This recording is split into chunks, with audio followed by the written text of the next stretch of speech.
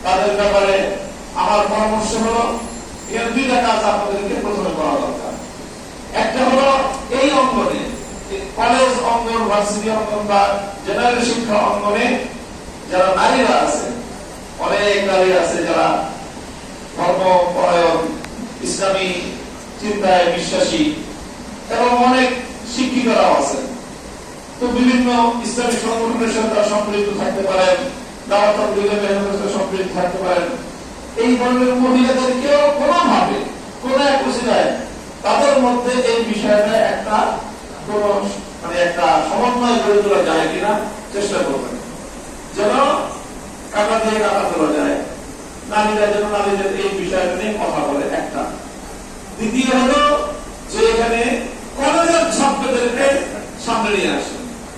আলহামদুলিল্লাহ আমাদের স্কুল কলেজের ইউনিভার্সিটির ছাত্ররা বর্তমান সময়ের যে কোনো সময়ের তুলনায় ইসলাম, তাওহীদ, ইসলামী আকীদা, বিশ্বাসের ব্যাপারে তারা অনেক বেশি সিরিয়াস। আগস্ট বিপ্লবে দেখা গিয়েছে এই ছাত্র বিপ্লবের মধ্যে যারা নেতৃত্ব দিয়েছে অধিকাংশই ধর্মপরায়ণ, পাঁচ ওয়াক্ত নামাজি। সারা দেশে একই চিত্র। কাজেই কলেজের স্টুডেন্টদের মধ্যে তাদের মধ্যে এই বিষয়টা এই করে, তবে তাদের মধ্যে সংগঠিত হওয়ার বিষয়টা একটু কম। ধর্মীয় একটা বিষয় নিয়ে তারা সংগঠিত হবে, সেই সংগঠিত করার কাজটা আমাদের পক্ষ থেকে যদি একটু করা হয়, দেখা যাবে ইনশাআল্লাহ কলেজেই তার বিরুদ্ধে এমন প্রতিরোধ করে উঠবে যে সে কলেজে ভর্তি করবে না। এটা করা হোক। আর সেই সাথে হেফাজতে ইসলামের পক্ষ থেকে একটু নির্বিঘ্ন প্রোগ্রাম করবেন আপনারা।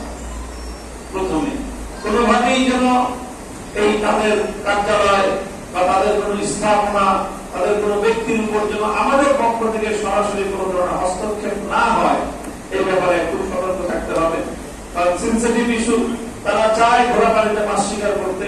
হয়তো আমাদের হেফাজতে ইসলামের লোকজন বা আলেম ওলামা, মসজিদের মুসল্লি, মাদ্রাসার ছাত্ররা উত্তেজিত হয়ে হয়তো তাদের কোনো বাড়ি ঘরে গিয়ে অথবা তাদের কোনো অফিসে গিয়ে একটু সামান্য কোনো ঘটনা ঘটলে এটাকে তিলকে তাল বানায় জাতীয় ও আন্তর্জাতিক মিডিয়ায় ব্যাপকভাবে এটাকে সিন ক্রিয়েট করবে তারা। এই জন্য এই বিষয়ে খুব সতর্কতার সাথে পদক্ষেপ দিতে হবে, খুবই সতর্কতার সাথে। এই জন্য আমার পরামর্শ হল যে আপনারা এই দুটা কাজ অবশ্যই করবেন। আর সেই ক্ষেত্রে হেফাজতে ইসলামের পূর্ণ বডি, পূর্ণ কমিটি বসে চুলচারা বিশ্লেষণ করে পদক্ষেপ নিতে হবে। এই ক্ষেত্রে কর্মসূচি যেটা নেবেন, হুট করে কেউ যেন কোনো কর্মসূচি ঘোষণা না করে দেয়, কেউ যেন কোনো কর্মসূচি বাস্তবায়ন না করে দেয়, প্রতিষ্ঠাবাদী যেন না হয়ে যায়। আমাদের লড়াই কিন্তু অনেক দীর্ঘমেয়াদী এবং অনেক কঠিন লড়াই। এবং এই ক্ষেত্রে মনে রাখতে হবে যে নারীর কাঁধে বন্দুক রেখে কিন্তু আমাদের দিকে তাক করা হয়েছে।